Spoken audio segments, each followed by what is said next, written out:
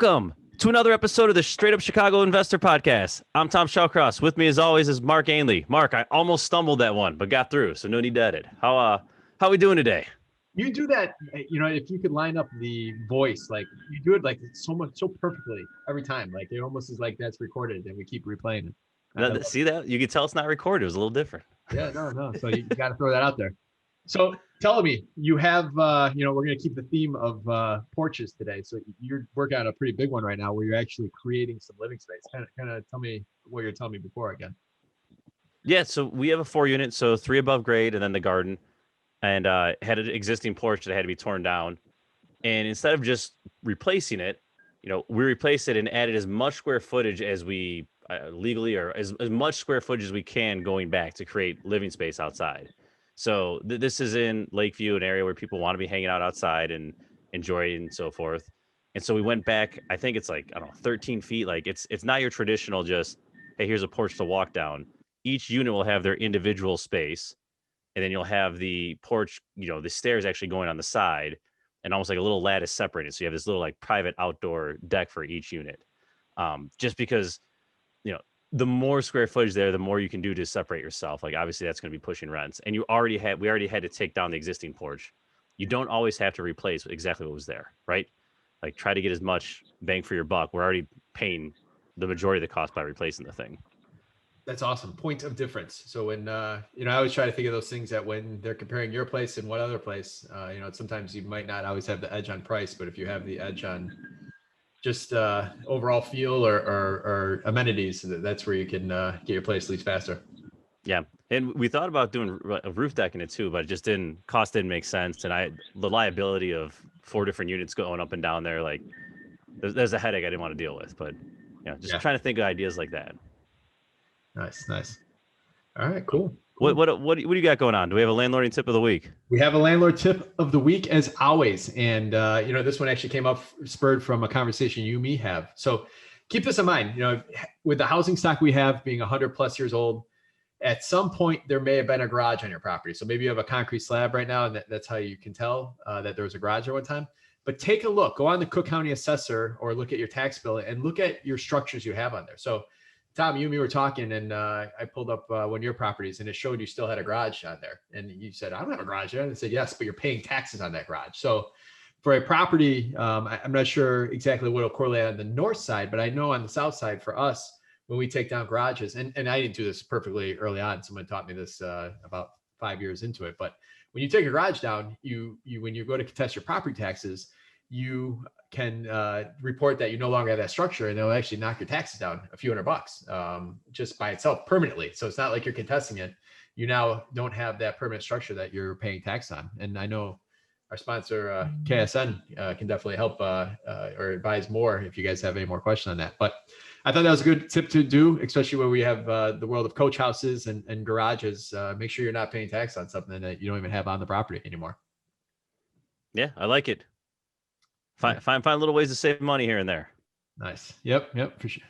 So today's episode is, we're launching in a timely period based on something that's happened historically here in Chicago.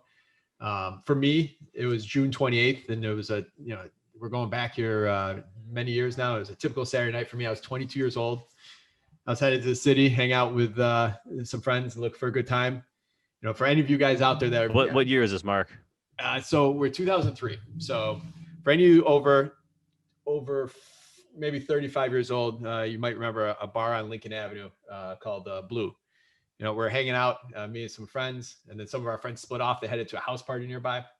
But it wasn't until that next morning, which was Father's Day that morning, which is another kind of trigger that really helps me remember this clearly. But once that next morning, we heard about the tragedy that happened just a couple blocks from where I was physically at, and then where a party that my friends skipped over to. So for those of you not familiar with this story, it was June 2003. There was a party at, it was a 3 or 4 flat in Lincoln Park. It was like a 3 flat with a garden, and the porch collapsed. And at the time of the collapse, there's 60 plus people on all levels of that deck. And it just came down. The top fell onto the third, fell onto the second fell onto the first, and the first fell into that little gully area, that concrete area that leads into the basement. 13 kids. I say kids. Everyone was in their lower 20s, mostly from the north side of Chicago, north suburbs. Passed away. They were killed in that accident, and then dozens more, limped over to the hospitals nearby. And that night, I mean, changed a lot of people's lives forever. I knew people that were there, a couple that died, but not even that. It changed the way that the city and what we all do as real estate investors here in Chicago, or decisions we have to make, or checks we have to cut based on what happened that night. Today's guest, he specializes in porches that we all hate to spend that money on, but there is good reason for doing so. Our guest started doing porches in 2008 and estimates he's done close to 3,000 porches since he started, which is crazy. He also estimates 75% of Chicago porches are out of code.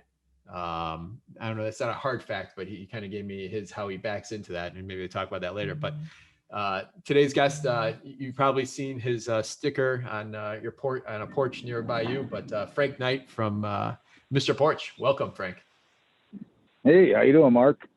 So thank you for coming on here today. We're going to pick your brain here on porches. I know I have a bunch of questions, and I know Tom does as well too. So anything you want to add to that introduction, I guess. I don't want to sell you short. No, not at all. Thank you for inviting me. I appreciate it. You guys have been really good to me in the past. Appreciate all the work. Yeah, no, we're for full disclosure, we are clients as well too. So both Tom and myself. So, but thank you. Before we dive into porches, you're an investor as well too, and I think that resonates with our listeners a lot, because not only are you handling the service end of it, or the contracting part of it, but you're also an investor. So you have a multi-unit where Washington Park, right? Yes. Picked it up 2 Julys ago. So this is my full second year on it. Nice. What did you have to put a porch on it? Actually, that's how I met the guy. So I did his porch, and when I saw it up for sale, I wound up giving the guy a call and asking him if it was still available. And thank God he didn't sign on no contract. Nice. So that how's that property doing for you? It was 6 or 8 units. What was it? Now it's 9 units. 9 units. So it's a 6 flat. And earlier in the early 60s, one of the owners converted 3 of the units into 6. So it's a standard 6 flat, but 3 of the units are cut in half. So now it's 9 units, legal. Gotcha. What other type of rehab did you do to that property? Did you have to do something extensive, or was it pretty turnkey? No, no. There was a lot of unforeseen that I didn't even, me being, new at getting something this big. I mean, a lot of the galvanized piping we had to work on. We had to do a new boiler, new hot water tank, new kitchens throughout, new hardwood floors, all new bathrooms, but no drywall and minimal electricity. So we were at least lucky there. What would you have done differently, or what would you have bought the building if you could do it again? Let me ask that question. The way where Washington Park is, yeah, probably. I love that area a lot. I wish I can find more there. Gotcha. So imagine buying the property through your lens. It's a lot different than most of us. Like, coming from the trades, and prior to getting into porches, I think you said in the past you did hardwood floors. Like, what are you looking at as from the construction side of things when you're looking at these 100-year-old buildings? Well, basically the mechanicals. I think everything else is pretty easy to kind of go through. So when I go there, I mean, the first thing I'm looking at is the boiler and the heating system and the plumbing now. So that's really what I'm looking at. Cool. But it's nice to know everybody that's part of the trades. That's for sure. So Frank, kind of like to tally on there, you came up in the trades. How'd you become Mr. Porch? Like, let's start there. Like, you have a construction background, but how did you fall into porches? Yeah, you're basically famous as Mr. Porch. Yeah, exactly. So I did a lot of hardwood flooring back in the early 2000s. Started my business in 2000 working with a guy named Bill Sen at Property Consultants. He gave me my first 115-unit floor job kind of thing. And then from there, I was doing really well until about 2007-ish, when the market started to tank. and nobody was doing any new flooring anymore. So the bulk of my business was new condominiums and new flooring. And it turned out that I just ran out of work. So I winded up, I was standing out in front of a building at 57th and Calumet, and I was project managing that building for a friend of mine, and I was making a few extra dollars. And it turned out that I met a gentleman there that was claimed to be an architect, and he had some drawings for 7 porches that needed to be repaired in Edgewater. So I told him, of course I could do porches, because I just got done doing the 3 porches behind that building. And then once I took a look at that, it turned out that he gave me the guy's lowest price, which was like $27,000. And then I got the guy that I was working with behind the building for $15,000. So I winded up, making a pretty decent profit for that first job. So I just kind of stuck with it from there on out and developed it as I went. So you say develop it as you went. Like, how did you scale it though? I mean, a lot of our listeners are probably like, wow, like that's great. But then how did you put some teeth behind it so that investors knew and just, owners knew Mr. Porch? Like, how did you get the job 500? That takes a lot of hard work and a lot of grind in the streets. But I started off passing out cards in front of the courthouse, and pulled in a few customers. One being Mac Property. So Mac gave me a ton of work. It was a little tough to get paid from the guy, but in the back end, I had a nice portfolio. By the time I was finished with him, I already done like 30 or 40 porches for him. And then I had all the crews already in place. So getting to that level was just a lot of Google AdWords in the beginning when AdWords were really cheap. A lot of passing out flyers. I put a sign on the Dan Ryan at Canal Port and the Dan Ryan coming into downtown. I got that for a year, which doubled my business the first year I had it. So just a lot of advertising, a lot of, getting out there and, hitting the canvas and passing out cards and, and there I am today. In your business and my business, I love that you get to tag your properties. And you more so than me, but we at least get to put the managed by signs on ours. But you get to get that big tag on your porch, and it usually stays up there for decades. So that's a great form of advertising. Yeah, built on itself. Yeah, I sometimes will drive down the street, and if I see a new porch, I get jealous that somebody built a porch, and then I wind up seeing my sign on it, and it feels a lot different. So yeah, we've been blessed. We've done a ton of work in the city, and just so grateful for all the work. So that's awesome.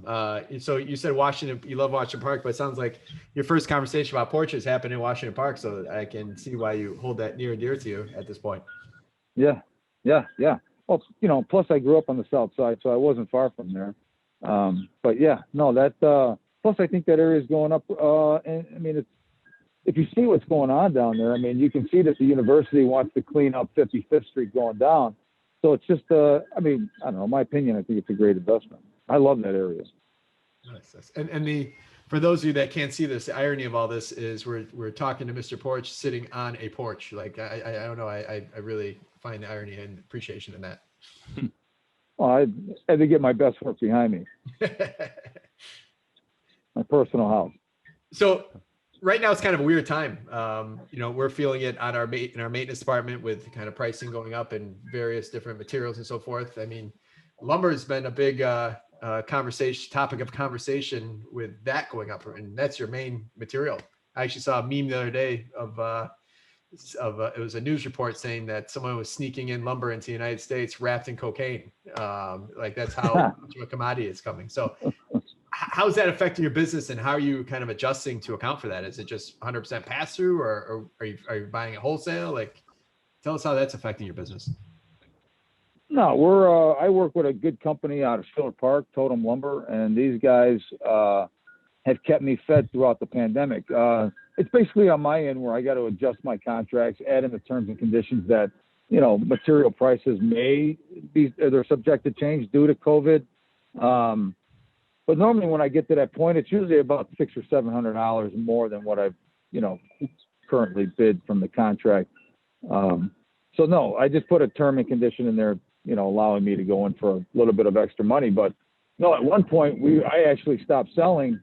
I stopped selling in February and March. I didn't want to do any sales because the wood was just, it was just skyrocketing. Every day was a different price. Frank, have you seen more people move to steel? I know we've contemplated on some of our jobs of, man, we're getting in the same realm here. Should we just make that jump? And I guess for our listeners, can you explain the difference between a steel and a wooden porch? Like, what are some of the pros and cons long term? You know what? That's a great question, and I get that asked a lot.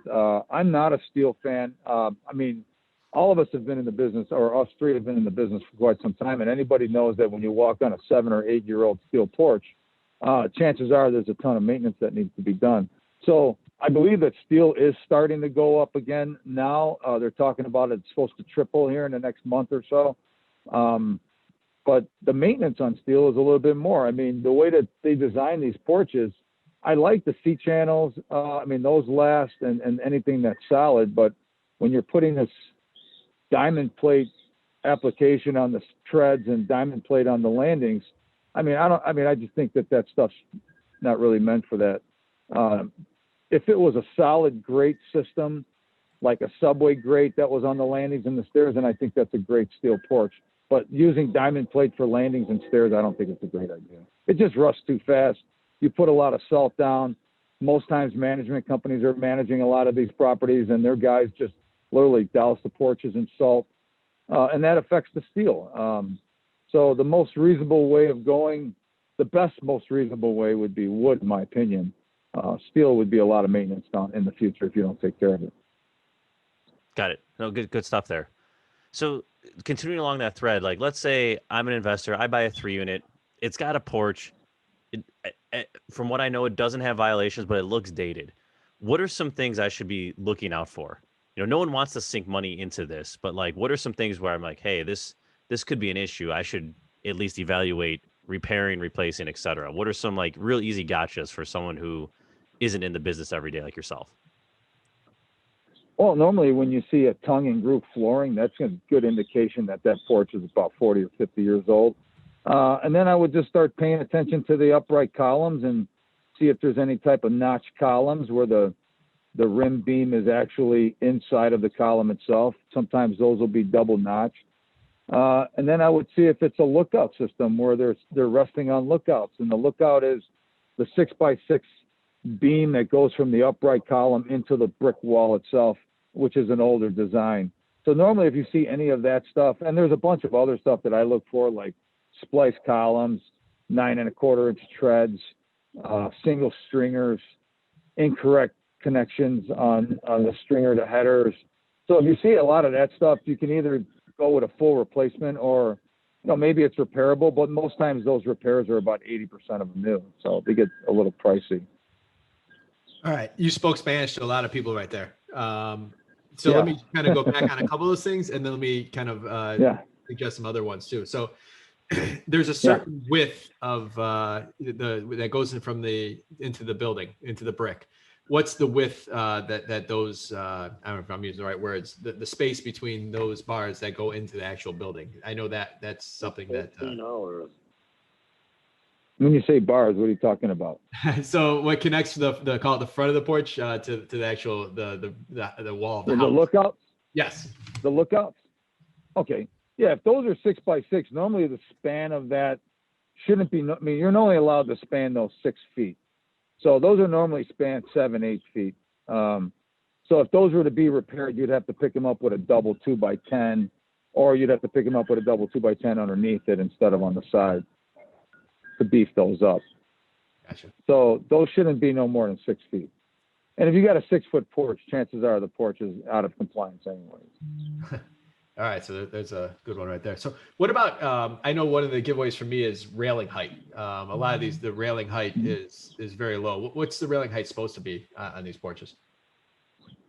Well, the International Building Code allows for existing conditions to stay now. So if you already got an existing 36-inch rail, the city will allow you to just keep it. They wouldn't write you up on it. But the new porches, they require a 42-inch rail on the flat part of the deck. And on the front of the stairs, you want to measure about 32 to 36 inches from the front. front of the truck, Okay. All right. up on the stairs. All right, cool. Tom, I don't know if you have any question right now, but I really wanted to kind of break down the process because it is a fairly intense process. Is that cool?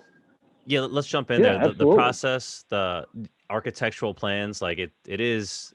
I know the job can be done pretty quickly, but getting there, there's a lot of steps. So let's walk through it. Yeah, walk you through it. So if you don't mind, explain to me. Pretend I just called you up and said I have this porch and I have this violation. It's a 3-story. Like, kind of walk me through, like, as if I never did this before. Like, I gotta get plans. Let's take one step back. How can someone find that violation? How do you know if you have a violation on your porch, Mark? Yeah, there you go. You know what? That's easy. You just go to the City of Chicago website, and with that website, you want to search. Once you get into the main website, you want to hit the drop down where it says "I want to," and then once you click "I want to," you want to check status of, and then continue on to building violations, and then you just follow it around and enter your home address or whatever address you're searching. And then once you find out you have a violation, I mean, then you start making the calls. You know, a lot of people, when it comes to porch violations, will call the porch guy first. Some people will call, the architect first. Normally, when you call a guy like me, we have an architect that's in-house that we normally use and we give most of our work to because we have a great relationship with that person. I use like 3 architects for the stuff that I bring in so I can spread it out a little bit. So once I'm called in and I'm awarded the job, first thing I do within the first day to 2 days is I want to bring the architect out to start drawing what needs to be replaced. Once the architect is out, it takes him about 7 days to put it on paper. He'll then send it to me for approval. Once I approve it, then I send it to the homeowner so they can see what they're getting and they can approve it, or we can meet on site and walk through it, whatever they like to do. And then once everybody approves it, we submit it to the City of Chicago. The city takes about 2 to 3 weeks to approve. When it's only a porch, obviously, if you have another 4-story building attached to a porch, it may take much longer. But if it's just us going in for porches, it takes us about 2 weeks for expediting to go through. So that whole process, I always tell people 3 to 5 weeks for administrative work. Once we get the permit, then we're free to build at any time. That permit usually is good for a year, and then you can normally get a year extension with no problem at all. So even if you're just trying to get the permit just to satisfy the violation and show the city that you mean well and moving forward, the city usually will work with you. And so with that permit being good for a year, you can normally, you can stretch it out if you needed to, or you can go, right away, whatever it's easy for you guys. But we usually give people the option with the letting them know that, if you wait a year to build it, prices may go up another 7% or so. So talk to me about this, because usually you have a porch in place already that's got the violation, or it's outdated, or it's not safe, or all the above. Yeah. And talk about replacing it with existing versus modifying. I know I made a big mistake one time where I took a huge porch and this wasn't you, this was before I met you, Frank, and I replaced it with another huge porch when I probably could have just taken it and narrowed it in and made it smaller. Like, what are some of the kind of things people should know when it comes to how you should redo this? Is there any kind of tips there? Yeah, absolutely. That's what I would make sure I take a look at the location, because if you think you can get some more rent for a bigger porch, then obviously you want to keep that. But no, we've done a ton of stuff like that where we eliminated. I did one recently on Prairie where the guy, he didn't want the big porch, but what fit better was 2 staircases right in its place. So we did 2 staircases, one up on each side, hitting all 6 doors. And that was cheaper than building the whole entire, 20 or 30 by 8 with the roof, the whole 9 yards, So the guy saved about $4,000, $5,000 by doing it that way. And that was a big savings for him. So yeah, I would make sure that you have room to get down. I mean, you would have to just basically see where the doors are lining up, next to each other or spread out. I mean, you have to look at the back of those. Yeah, I guess it's hard to say without seeing it. But there's I would tuck it all the way in as close to the doors as possible. And normally with those bigger porches, you can automatically save, 200 square feet per deck times 3. That's 600 square feet of space times about, $35 a foot. I mean, that's a pretty good savings there. Gotcha. What about, I've gotten, if you have an enclosed porch, usually you're not putting that back up there for, you're not replacing with another enclosed porch for multiple different reasons. But what type of different issues you come across when you're taking an enclosed porch and maybe there's electric on the back of the building, on the back of that enclosed porch? Like, what other steps people have to kind of understand when you are trying to go from enclosed to replacing with an outdoor or exterior? Well, the enclosure, you have to, there are people that do go back to enclosures. So it's just more of a fire rating thing.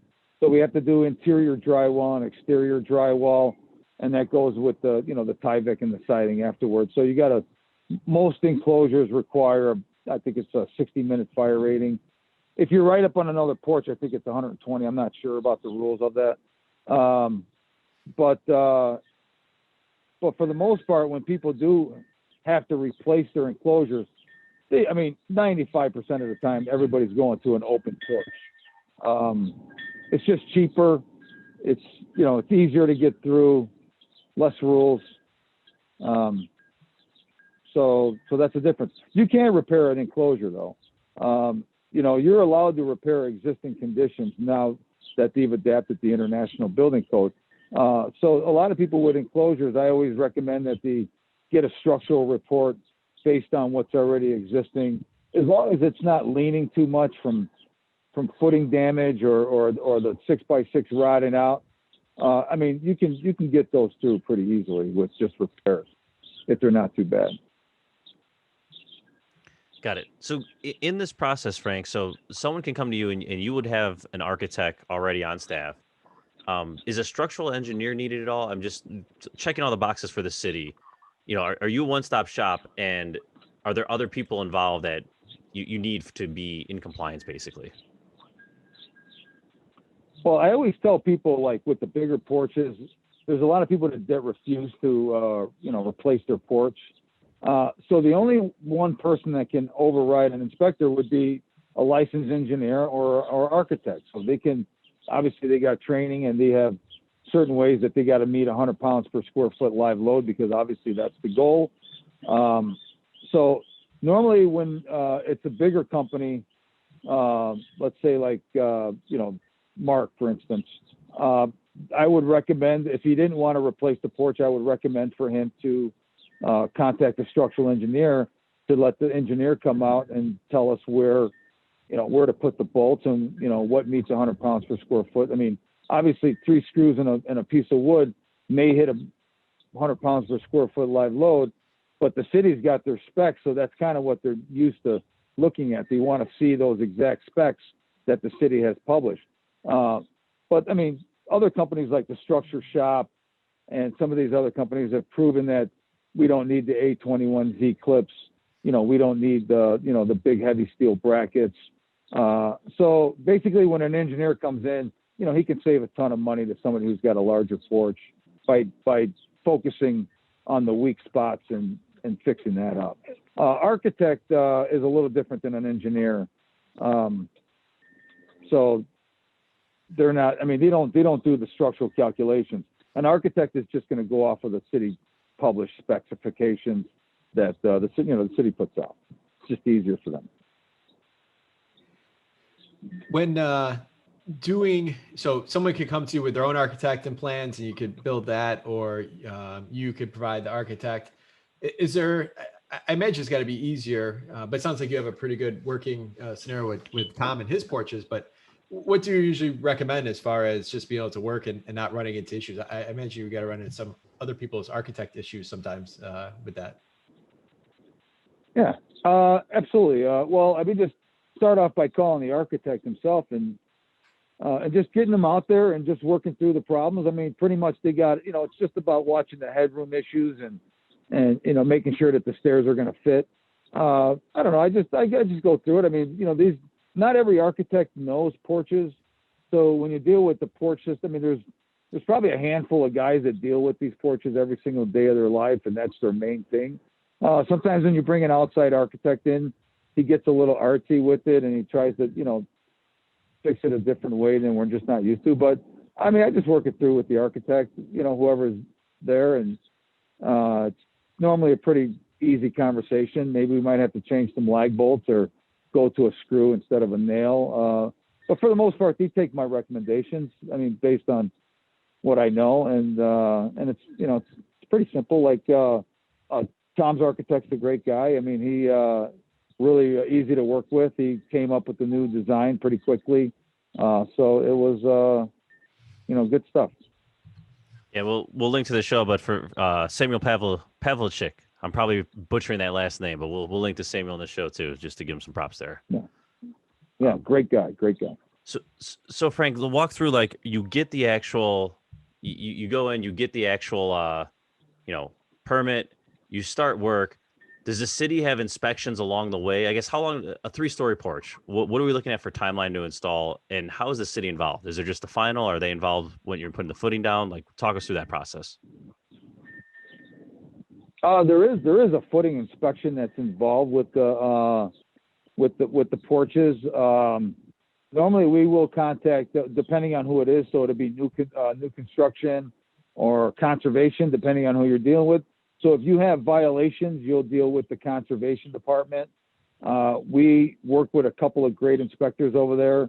Nobody I know personally. I just go through the supervisor, and I will send a request for footing inspections. Most times we'll take the pictures. Sometimes they'll send somebody out. So that would be the first inspection. So after we've gotten the okay to move forward, if they wanted to see a footing inspection, I normally brace up the bottom of the 6x above the holes, and then I just continue to build the porch up while I'm waiting for inspection. If they tell me to take pictures, I take my photos with the rebar in there, and then I fill them with concrete, and then I go up the next day on top of the concrete piers. And then after that inspection, then there's this is for an open porch. Then there's an inspection for the final inspection, and they'll come in, make sure all the connectors are there, the lag bolts are in place, footings look decent, and that would be the final inspection. If you're doing an enclosure, there's a foundation inspection, there's a framing inspection, and then there's a final inspection. So there's 3 inspections. Do an outdoor porch. Yeah. So the footings, just so we're on the same page, the footings is just the concrete that's got rebar in it that the porch is actually sitting on, the 4 or 6 of those around the ground, right? Just so for everyone that's listening. Yes. So normally they want you to go down at least 42 inches. So we dig a 2-foot by 2-foot hole, 42 inches deep, and then we'll place the rebar that's tied together in the hole. We pour the bottom base 1 foot thick. So the bottom base would be a 2-foot by 2-foot, 1 foot thick box with a 36-inch, 10-inch or 12-inch wide sono tube that would be connected. It's just all one system. So yeah, that's a correct footing. So I imagine another red flag could be when a porch is actually just sitting on the maybe a concrete sidewalk or something like that without these footings. That's a good kind of red flag that it's out of compliance, right? Absolutely. So with something like that, you're going to notice normally you'll have a crack in the concrete. If you see any cracks around any of the footings in concrete, that usually tells you that something's moving or shifting, or the water's not flowing well underneath it. We had one where the catch basin had a hole at the bottom. The lady never saw it, and the water just kept on flushing out the dirt on the bottom. And before you know it, the retaining wall had a crack. The sidewalk was cracked. So I was able to point that out. So you never know where the water's coming from. Sometimes people run the gutters into the ground, and they think that they're going into the catch basin, but 10 years ago, the clay pipe broke, and now the water's just all over the place in the ground. It's not hitting right. So there's a lot of reasons what can cause that concrete to shift and where there's no footings, especially where that's just going to start sinking down a little at a time. Takes years to get there, but it'll eventually get there. Gotcha.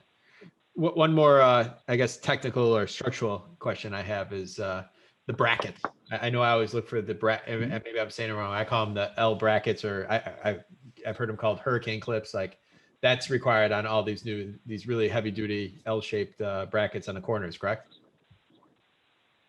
Yeah. Well, again, there's some inspectors that'll allow not to have it because what happens is when you install those, you're correct on calling them L brackets. We do a 3-hole bracket on the roof that somebody may consider that to be some type of a hurricane clip.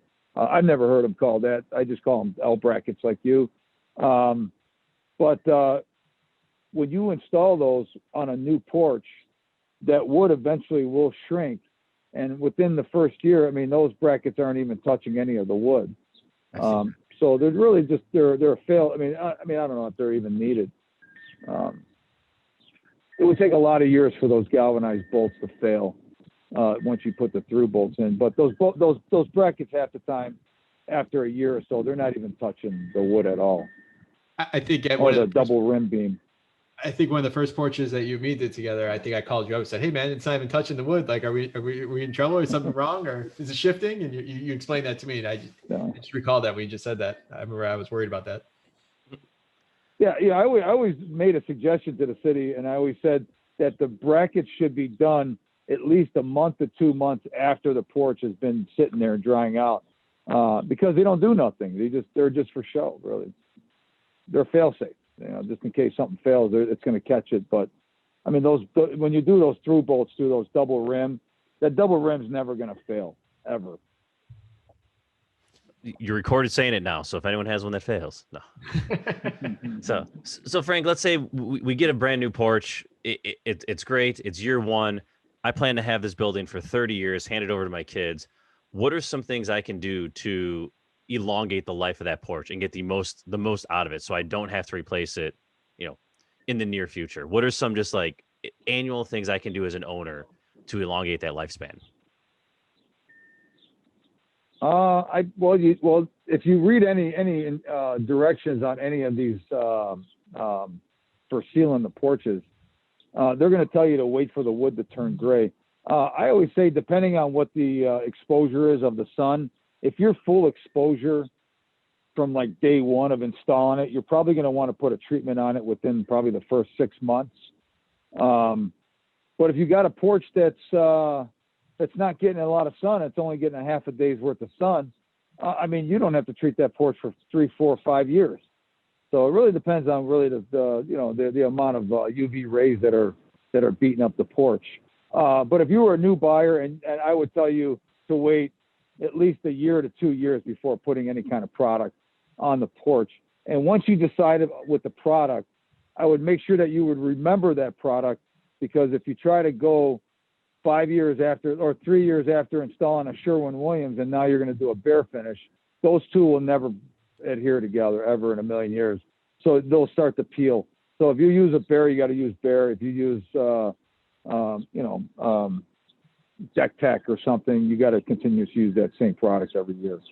So I would wait 1 year to 2 years automatically. Like the porch I got over there in Washington Park, it's going on its 4th year. I haven't done anything to it, and it's still just as good as the day I installed it. Nice. Well, we'll wrap up kind of on porches, but I think there is, porches.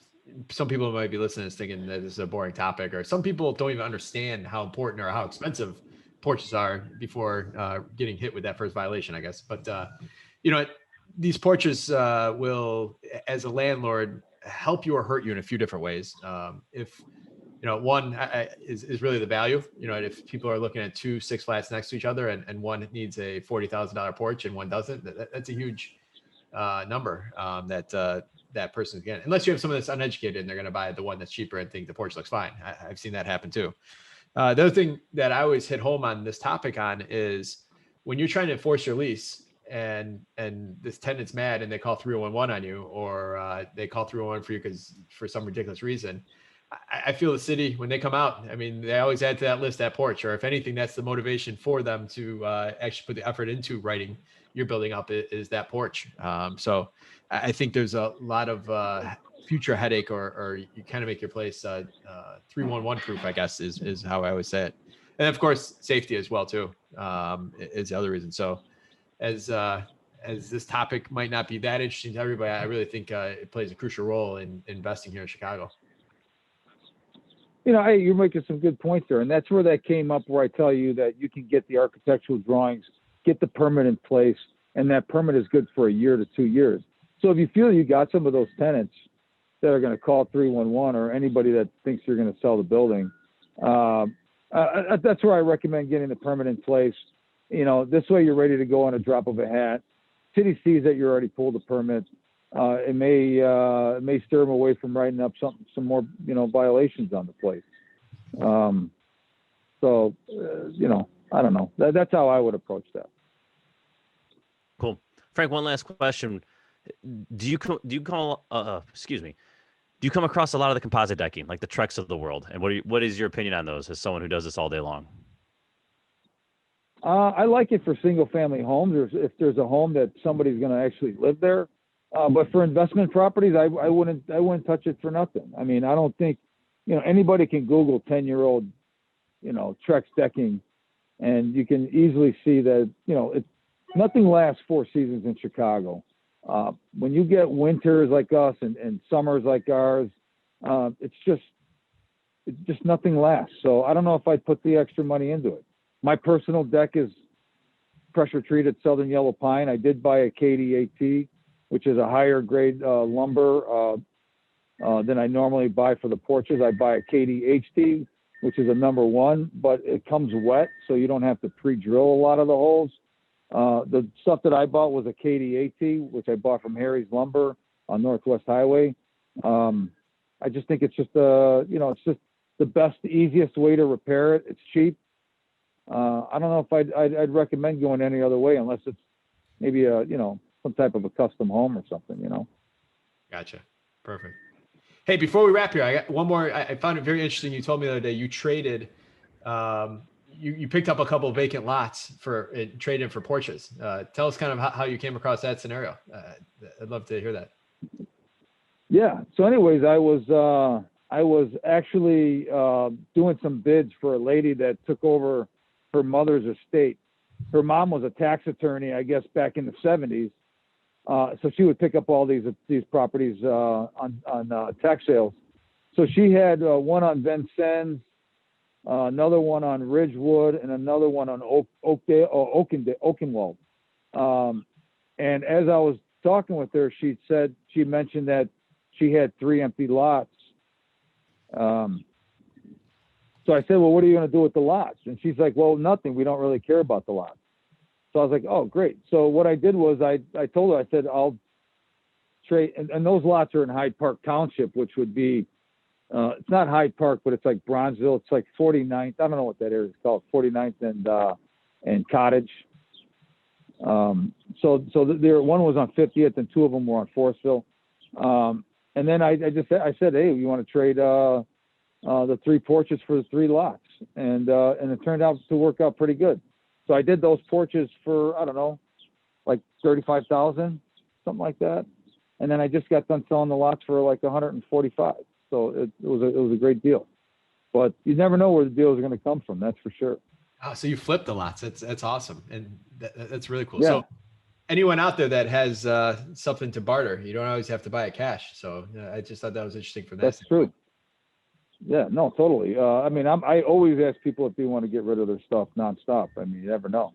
That's how I got my one in Washington Park. I mean, I did the guy's porch, recognized it, and then I called the guy right away and made the deal. Like within like 2 days, I had it under contract. Nice. All right, cool. Yeah. All right, Frank, it's been fun. Yeah. We're gonna wrap here though. You got the same questions we asked all of our guests. So you ready? All right. What's your competitive advantage? How have you been able to knock out damn near 3,000 porches when other contractors wish they had your volume?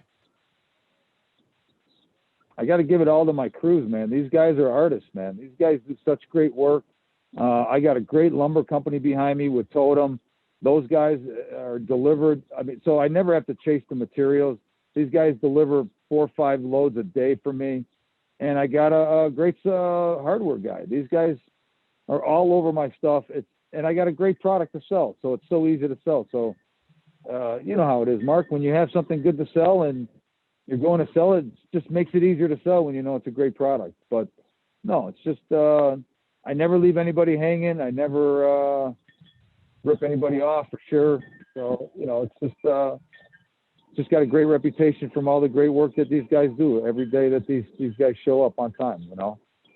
Nice. Frank, I know it all in my crews. Love that answer. Frank, what is one piece of advice you would tell someone that is yet to buy their first property here in Chicago? Man, don't wait any longer. I wish I would have got started younger, man, because, I mean, I missed out on so many great deals, you know. So right now I got a total of 15 units, and those total of 15 units bring us in about almost $8,000 a month positive cash flow. So it's just not even touching, you know, the business. It just takes off so much pressure off of us as a family too. And I'm looking for more. I want to get more. So the goal is about 20,000 a month, hopefully. All right. What do you do for fun? Do you study trees? No. Just sit on my deck, golf. All right. What's your favorite golf course in the city? A lot of. I don't know. I like the one off the lakefront, the 9-holer. It's quick. Back when I don't know what they call it. What is it? Samuel Blackwell or something like that. I'm not sure if they renamed it. I used to call it just Waveland course. Waveland, yeah. Yeah, but that's probably one of my favorites. But we do a lot of Forest Reserve courses too. I like Chick Evans, Edgebrook if you want to go real quick. Oh, Frank, Jackson you're up Park, in my the city neck of has the a woods, nice man. one. We got to get 4 people to golf here. This is. Yeah, I'll do definitely, Caldwell with you man. anytime. Yeah, absolutely. We love Caldwell too. We were doing the night golf there a couple years back. It was a little stupid, but we still did it. So, No, Frank, what's yeah, a Caldwell's good really book? nice too. What's a good book, podcast, or self-development activity that you would currently recommend to our listeners? I don't know. Laws of Success, Napoleon Hill. Classic. Nice. Yeah.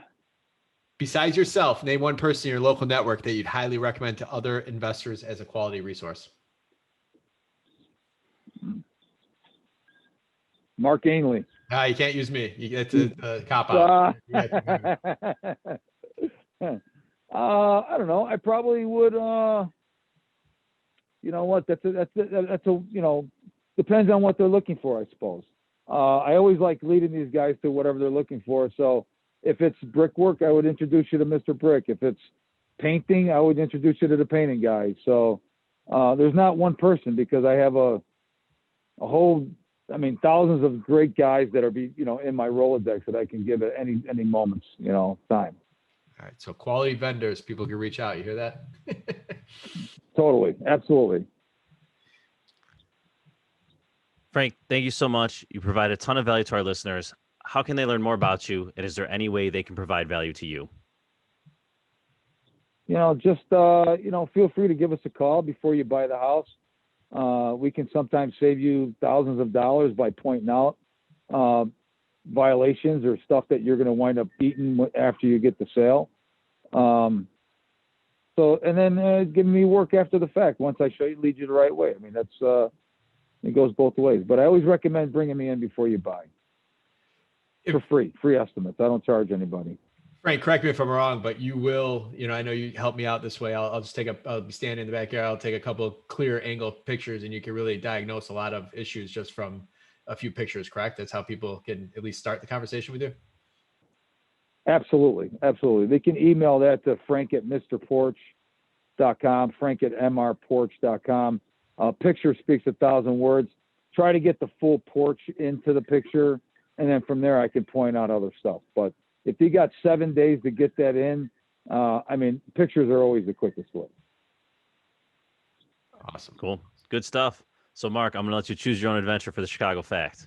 All right. We got we can talk about the city going over budget on Millennium Park, or we can talk about a music hall in Lincoln Park, because we started the show with Lincoln Park. Let's do the music hall in Lincoln Park. All right. So this music hall in Lincoln Park, located at, no Googling, like hands up. 2424 North Lincoln. So right where Fullerton, Halstead, and Lincoln meet there. Bought in 2009 by the same brothers who owned 𝗥𝗲𝗹𝘁𝗶𝗵𝗵. And then they just sold it off to someone. It still has the same name, though. Holds about 500, 600 people. What music venue is that? Oh, man. It's not Aragon, is it? No. I'm way off. I don't know. I failed. You know, Frank? Fullerton, Halstead, and Lincoln. Yeah. On It's not the Lincoln. Biograph, is it? Nah. Is it the Biograph? Nope. It's an outdoor? No, indoor. All I right. tried to make it easy, guys. It's Lincoln Hall. Oh. I'm not. I haven't been to enough music events, I guess. So I know Blues Club, Yeah. Blues, whatever that one is. I can't even tell you that the right name of that one. Oh, it's probably good. It's probably turned over 14 times since then. Nice. And anyone listening, Ryan Smith actually sent me a PBS Chicago fire documentary that I watched last night. It was awesome. It really, Miss O'Leary got cleared of the fire, and a lot of people don't know that.